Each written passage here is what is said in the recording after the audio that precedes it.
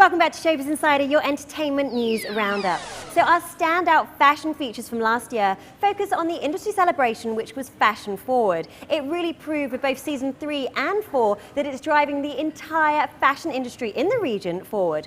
Plus, we take a look at one of the biggest social events of the year with fashion on the field. First up, it's the designers that really impress the fro.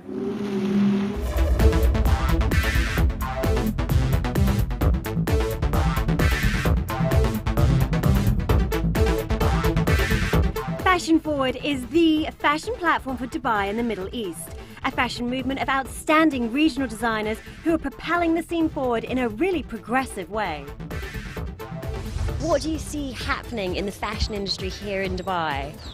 What I think is great about Fashion Forward is that it's not just about a beautiful presentation and having people to come and see a show. It's really about mixing creativity, showing collections with business. As you might have noticed, there are showrooms here where we are able to show some of our pieces. There is an exhibition. Buyers are invited from different parts of the region, and we have some international press, and it's wonderful that press is actually responding to this because we need this. We also to have this focus on this area that yes, there is creativity also here, and there's business here. Key components include the D3 Fashion Talks to foster industry discussion and the Fashion Garden of hip boutiques and accessories. And of course, the theatrical catwalk presentations from outstanding established designers such as Ezra, Essa Amato, Zayan the Label and the Empress 1688.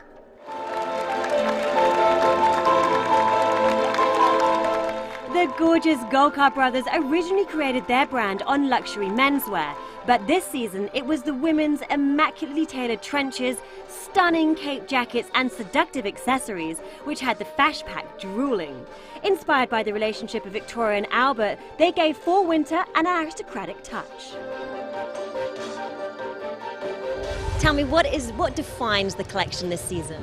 Well, we're looking at the relationship as a starting point between Prince Albert and Queen Victoria and their young relationship they had with each other when they just first met. So as you know, we introduced a lot more women's wear, and this was the launch of our women's wear collection.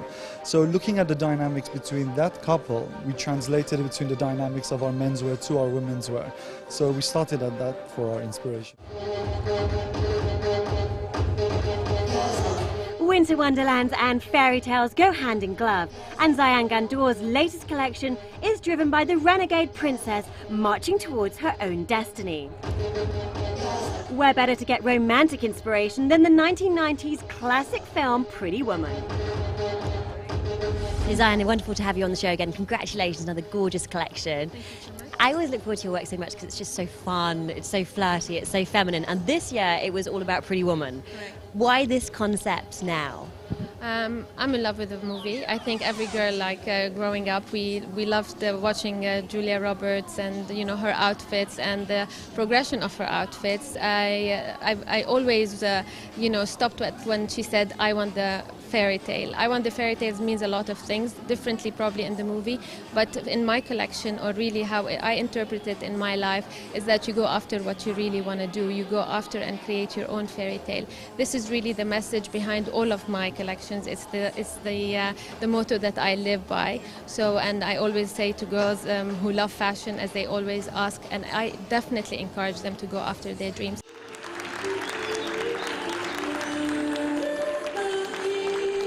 More creative and unique Lebanese designs came from Jean-Louis Sabaji. Truly inspired by Mother Nature, JLS transforms his gowns into a magical fusion of flowers and insects. Handcrafted techniques are used to imitate the foliage of a garden, and pastel colors graduate from raspberry to yellow to orange, white and beige. So let's talk about your collection today. It really was like pieces of art. For me, it was total Garden of Eden, Titania, Midsummer's Night Dream. How would you describe it? Yeah, actually, nature is mainly my inspiration. So whatever I do is always is related to nature. In my previous collections, I used to take the dark side of nature, like the revenge of nature against humans. So in this collection, it was different. I wanted to merge all elements of nature together, like making them live under one under one atmosphere. So from the smallest insects to the rarest flowers, I wanted to show this interaction because I wanted to give a message through this collection.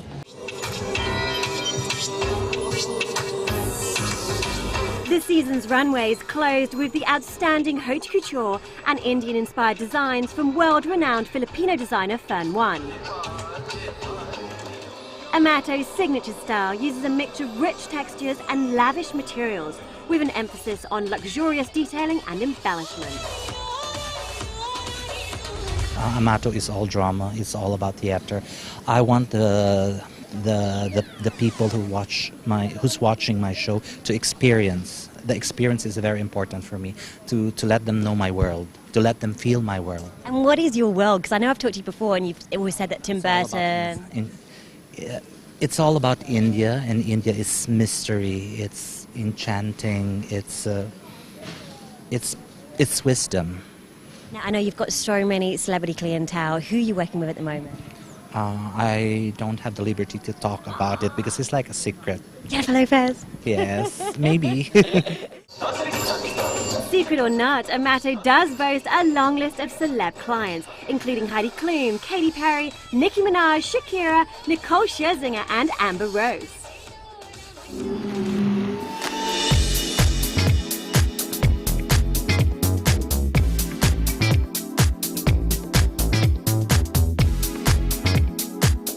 And talking fashion, Dubai World Cup is the biggest event on the global horse racing calendar, but it's also the date on a Dubai socialite's diary. With a total of $27.25 million in prize money, on track there is serious horse racing action, but off track it's all about fashion and style, with the pinnacle of glamour being the fiercely contested Jaguar Style Stakes. Let's meet the trendsetters who are competing for the best dressed titles. Dress is a self-design. I've got it tailor-made. The hat is designed by my stylist Lemon Dyer. He's one of the most amazing stylists I've ever met. My shoes are Jimmy Choos. It's a Lady Dior handbag, and I've got some Chanel pearls. My hat is from Karen Hamilton Millinery. So there's a few of us today wearing her hats, and they're brilliant. The coveted best dressed lady title was hotly contested, with colour blocking, florals and structure being standout themes. Sarah Jane Hart was awarded the title in a patterned beige dress with a Peter Pan collar and custom-made matching feathered hat. She totally seized the moment and got straight into her Jaguar F-Type convertible. Right, my name's Sarah and I'm actually wearing a Molo dress, which is back home from England. It's a British custom-made dress, and my artist friend has actually custom-made this hat for me. It's from Debenhams. And the guys were flaunting their fashion credentials too, with sharp suits and trilby hats. It's that one day of the year men can be really playful, creating looks that flaunt character, chivalry and charisma. And the dapper Marlon Weir rocked it in a three-piece suit, top hat and cane. Finalists of the most creative hat or fascinator included bold, artistic creations, from huge peacock feathers to top hats to architecturally inspired designs. But the winner went to a fabulous seasonal flower bomb. The fashion face-off was as highly contested as the races themselves, and thank goodness the Jaguar Style Stakes Arena was located in the apron views, so we even got a fleeting glimpse of some equestrian action.